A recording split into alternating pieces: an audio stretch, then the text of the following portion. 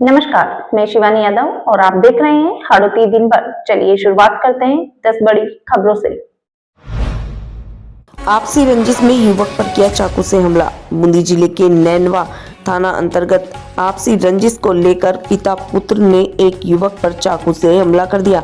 हमले में युवक गंभीर रूप से घायल हो गया। घायल की पहचान राम अवतार गुजर निवासी भोमपुरा बूंदी के रूप में हुई। घटना के बाद मौके पर अफरा तफरी मच गई। सूचना पर पुलिस पहुंची। घायल को उपचार के लिए कोटा न्यू मेडिकल कॉलेज अस्पताल में भर्ती कराया गया, जहां उसकी हालत गंभीर बनी हुई है। पुलिस ने मामला दर्ज कर जांच शुरू कर दी है। पूरी घटना हुई साहब मैं तो वो थाना तगड़ा डीसीएटी आ रहा था चुंगीना का। तहसील के सामने से? हाँ, तहसील के सामने से कर आ रहा था, तो उसने बीच में टेम्पो रोक के और हम मेरे साथ वारदात कर दिया हमने।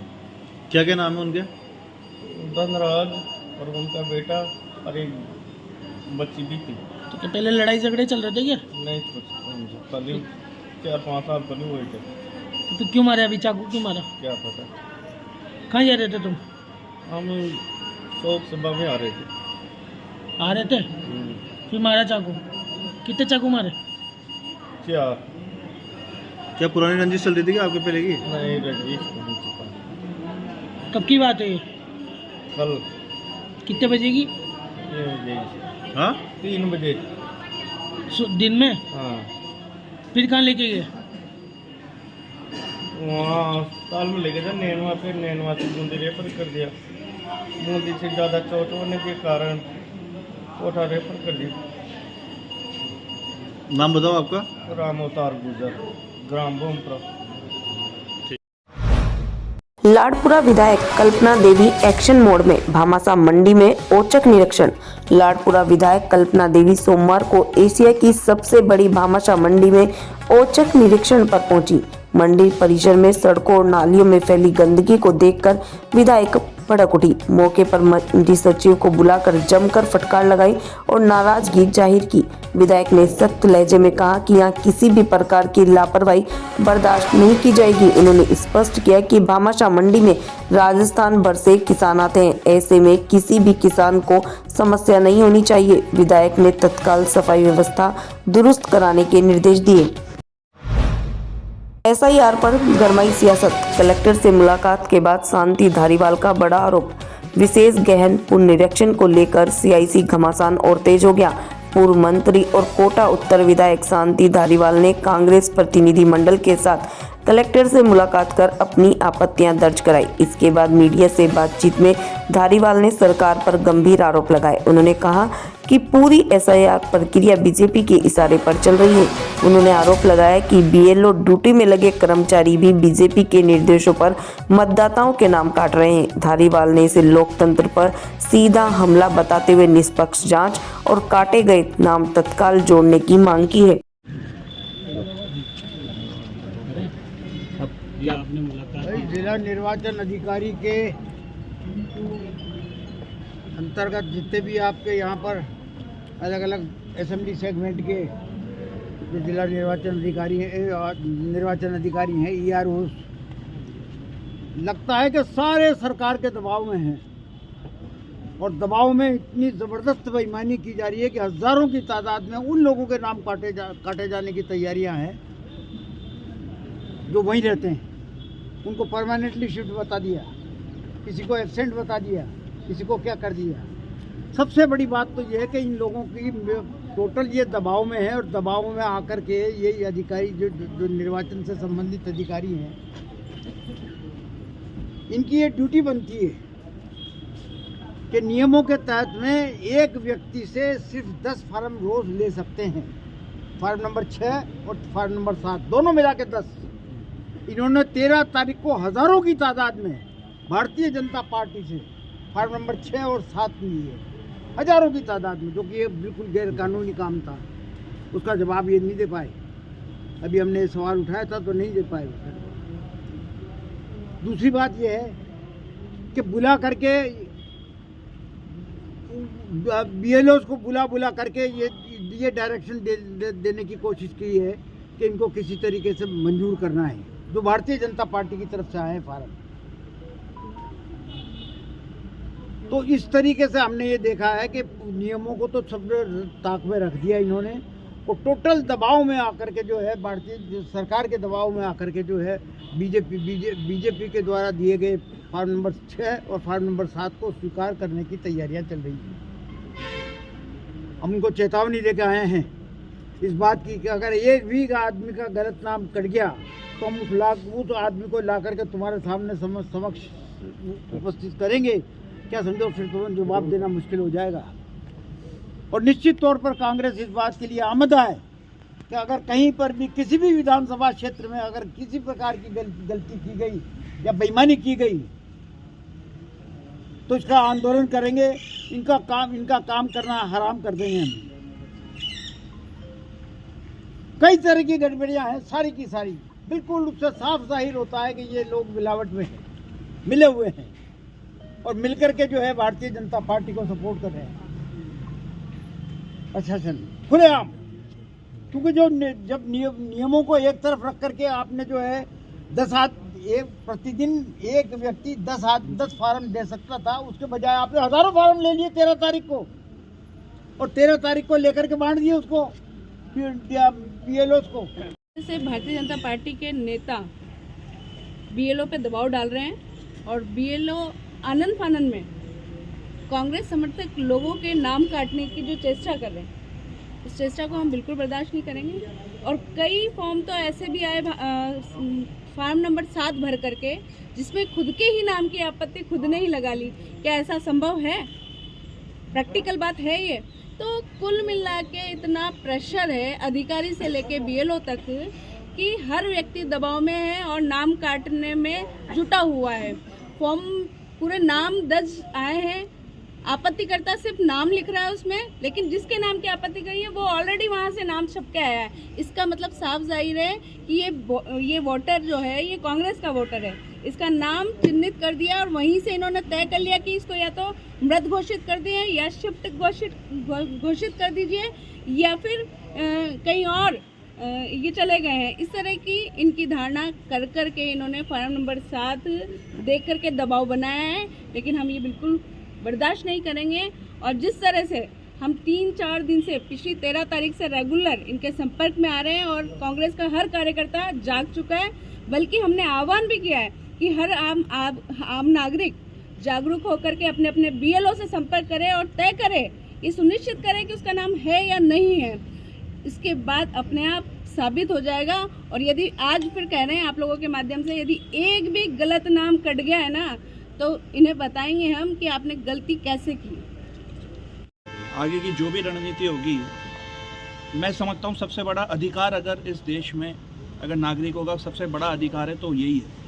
वोट का और मत का अधिकार सबसे बढ़िया है लोकतंत्र के अंदर, इससे बड़ा कोई अधिकार नहीं है। जिसकी लड़ाई के लिए आज हम लोग यहाँ से मिले और जिस तरीके की कमियाँ निकल के आई है, मैं तो कहूँगा विशेष समुदाय को एक टारगेट किया जा रहा है, उसमें कुछ नहीं देखा जा रहा। बीजेपी के एमएलए द्वारा, इनके कार्यकर्ताओं द्वारा, इनके द्वारा आपत्तियां दर्ज की जा रही है। और इसमें ये भी भूल गए कि जो बीएलओ इनके एसआईआर के लिए काम कर रहा है, हमारे उधर सुल्तानपुर में इस्लाम नगर से एक वो बीएलओ है जो वहाँ के रहने वाले हैं, वहाँ के निवासी है, जिनका पुरानी लिस्ट में नाम आ चुका, उस बीएलओ के खिलाफ इन्होंने आपत्ति दर्ज कर दी जो एसआईआर के लिए काम कर रहा है।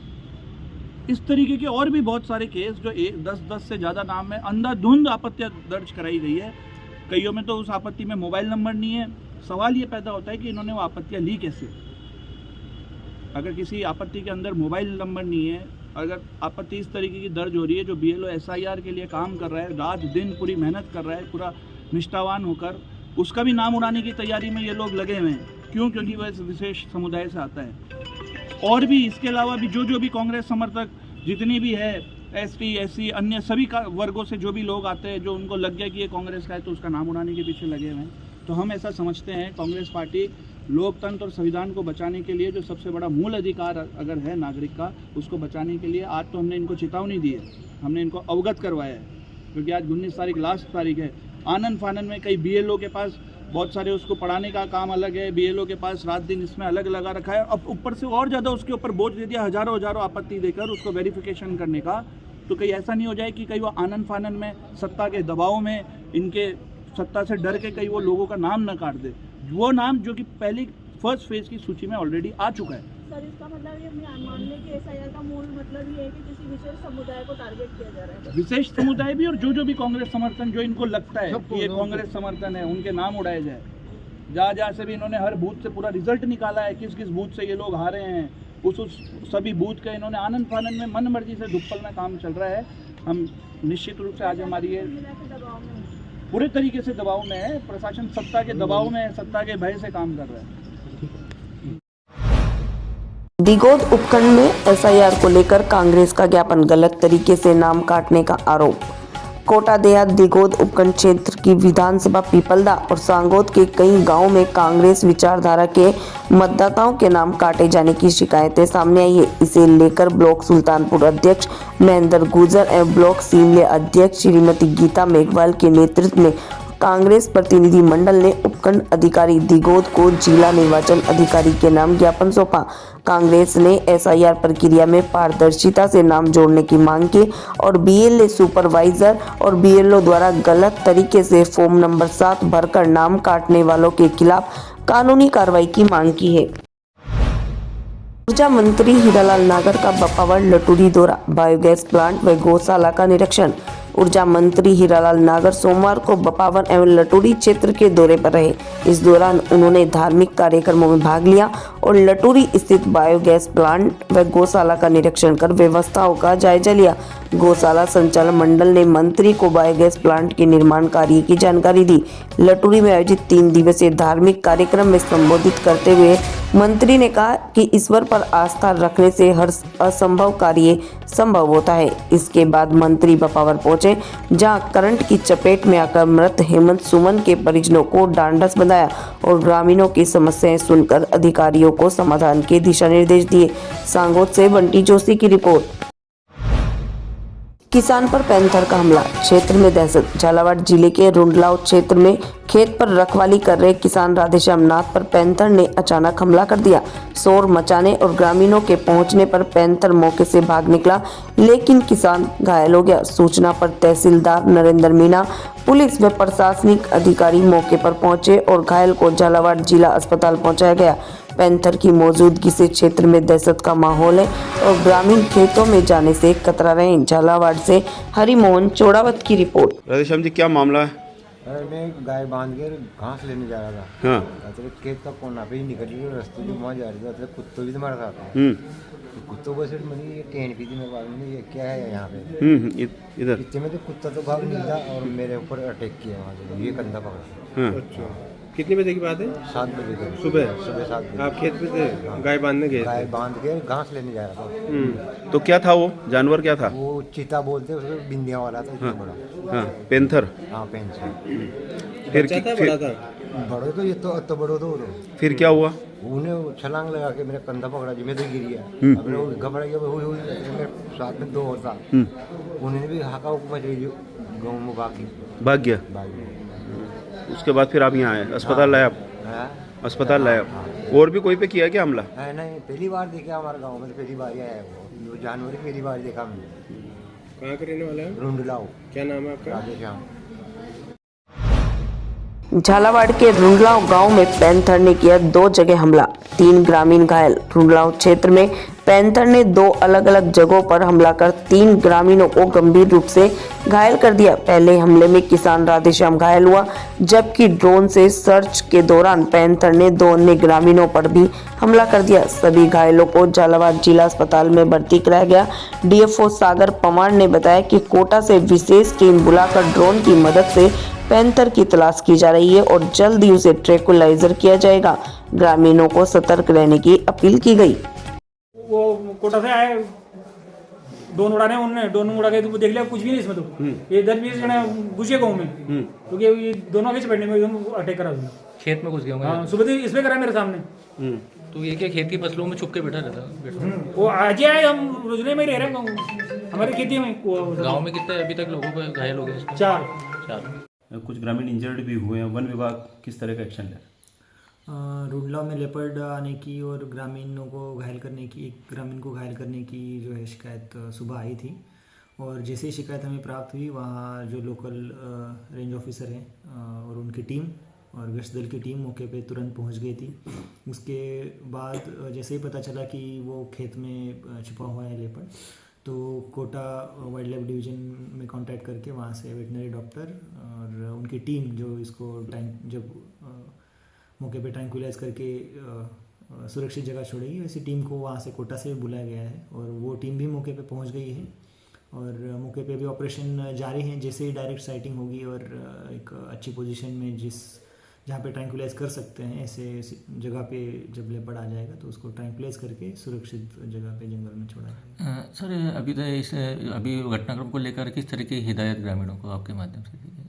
ग्रामीणों को वन विभाग की तरफ से यही मैं एक सावधानी बरतने का ज़रूर मैं चाहूँगा कि जो भी आसपास के गाँव वाले हैं जो मौके पे मौजूद है या आसपास के गांव में रहते हैं, उनको सावधानी के तौर पे ये मैं संदेश देना चाहूँगा कि जहाँ लेपर्ड अभी है उस एरिया के क्षेत्र में फ़िलहाल जाए नहीं और कुछ दिन तक तो जो है सुबह शाम अकेले घूमे नहीं और छोटे बच्चों को कहीं भी ऐसे अकेले छोड़े नहीं सुबह शाम।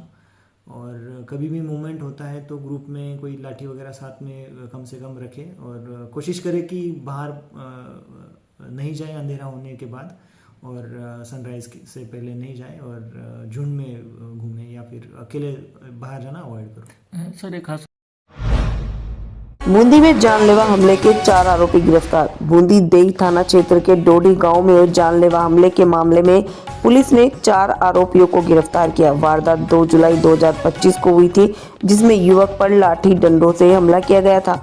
मुखबिरों से मिली सूचना के आधार पर पुलिस ने अंकित, गिरिराज प्रसाद, हरिराम शाह, लाल को गिरफ्तार किया। पुलिस आरोपियों से पूछताछ कर आगे की कार्रवाई कर रही है।